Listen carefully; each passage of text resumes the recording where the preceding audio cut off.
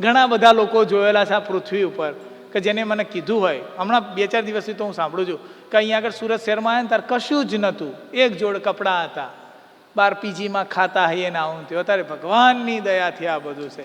જો ભગવાનની દયાથી આ હોય ને તો ભગવાનને યાદ રાખજો એમ કહું છું. હો ભાઈ, એ બધે ભગવાનની દયાથી જ હોય છે, આપણાથી કશું જ થતું હોતું નથી. આ દારિદ્ર્ય હરનાર અવયવો ભગવાન આપણી જોડે છે. ભગવાન શ્રી કૃષ્ણ પરમ તત્વ છે.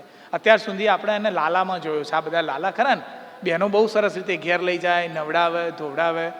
અમારો 12 મહિને નાય છે, પણ બીજાના ઘેર નાતો હશે. એટલે અમારી એવી બાધા છે કે જન્માષ્ટમી જ નવડાવીએ છીએ અમે. શરદી થઈ જાય બાપુ, તમને લાગે એવું, એ તો ઠંડુ પાણી ચડે ને તો લાલો મોદો પડે આપણો. એટલે જે નવડાવતા હોય નવડાવજો, જ ખવડાવતા હોય ખવડાવજો. શિયાળામાં સરસ સ્વેટર ટોપી પહેરે, ઉનાળામાં આછા કપડાં પહેરે, ચોમાસું આવે તો છત્રી બત્રી હોય, આવું બધું હોય. આપણે લાલા હોય આવું બધું, હો, પણ કરીશું આપણે, વાર છે જો. એ જે ભાવ છે ને એ ભગવાન છે.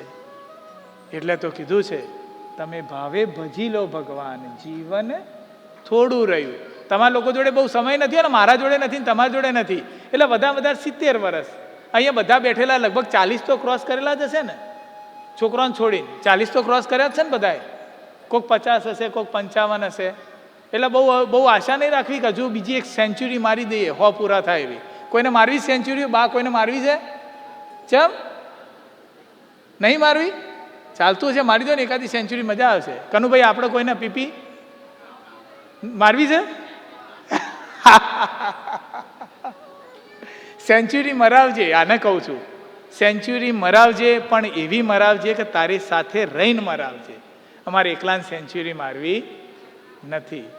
પણ જ્યારે છેલ્લો શ્વાસ આવે, હે પરમાત્મા, દરેકને કહું છું, છેલ્લો શ્વાસ આવે ત્યારે કદાચ કશું યાદ રહે કે ના રહે, તું ખાલી યાદ રહેવો જોઈએ.